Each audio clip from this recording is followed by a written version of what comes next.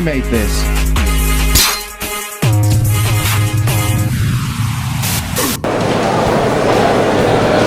Steve Blythe from windowcleaningmagazine.co.uk, and today we're in Unger's booth at the cleaning show at Excel London. And I have Kai Hirsch from Unger with me today to talk about the new HydroPower RO and how its features can be used in many ways to help a window cleaner with the task of water-fed pull work.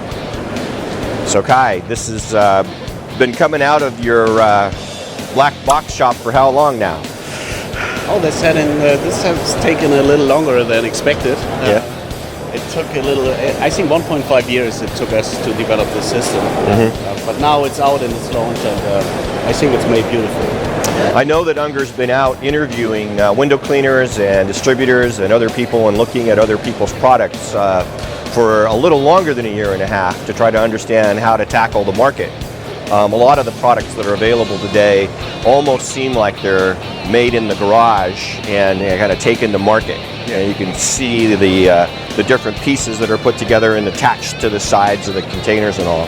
Where I think what Unger does a great job at is looking at it and saying uniformity, easy use, those kinds of things are more important to long use of a product than something off the shelf necessarily. That's right. So while some of the components inside, the type of filter media, or the carbon and those kinds of things are all commonly used, how it's put together and packaged by Unger to provide long service life and easy use, and especially for people that may have operators in the field that aren't necessarily going to follow the instruction book. That's right. And at the end it's all about efficiency, right? So you get paid per hour, so you really want to have your filter changed quickly, and you want to be back to work really quickly. That's the way why this machine is designed that way.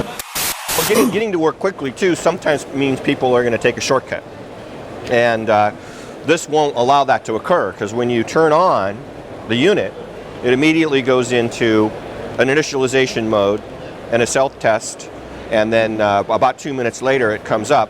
And while it's doing that, it's flushing the filter for RO length of life. The most important replaceable component, it's the most expensive at least, okay, is the RO membrane. All right, and the carbon filter is meant to protect that, and the RO and the carbon protects your DI, so you get long DI life. That's right. So enhancing the serviceability and enhancing the system life of the RO with this automatic on flushing, and then when it's turned off, flushing again. I've seen people that do this religiously see 7-year RO membrane life.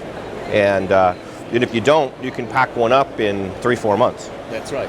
So having it done automatically gives the owner of the business or the manager of the business that feeling of a reassurance in the field that the machine is being taken care of, because none of the RO systems are inexpensive. It doesn't matter which one you buy.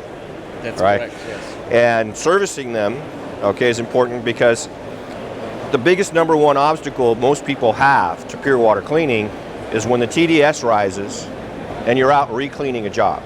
Now you've spotted up a building, all right, and you've got to go back and re-clean it. And you're not making any money on a re-clean. And that's why the smart card tells you all the time when you want to change your filters.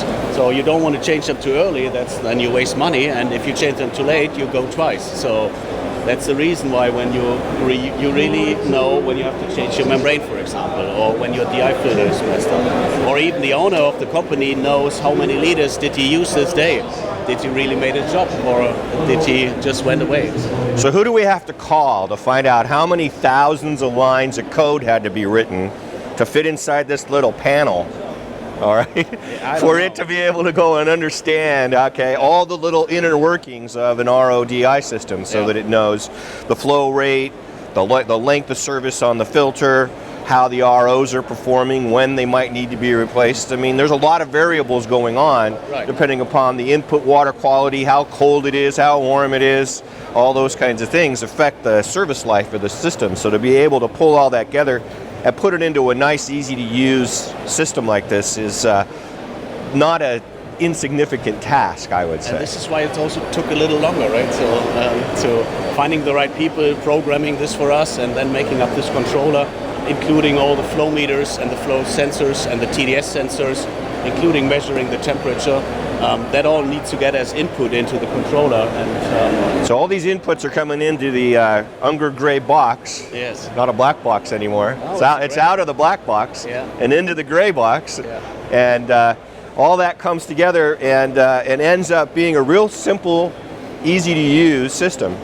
I mean, you don't really have to use the panel. An operator in the field just turns the on and off, all right, and goes and cleans. Because if they ignore the panel, it's going to come back to them with the RO smart board and say, hey, wait a minute, DI is going to need to be changed, okay? That's correct. And you see that here on the green bars, and you see the liters per minute, the temperature.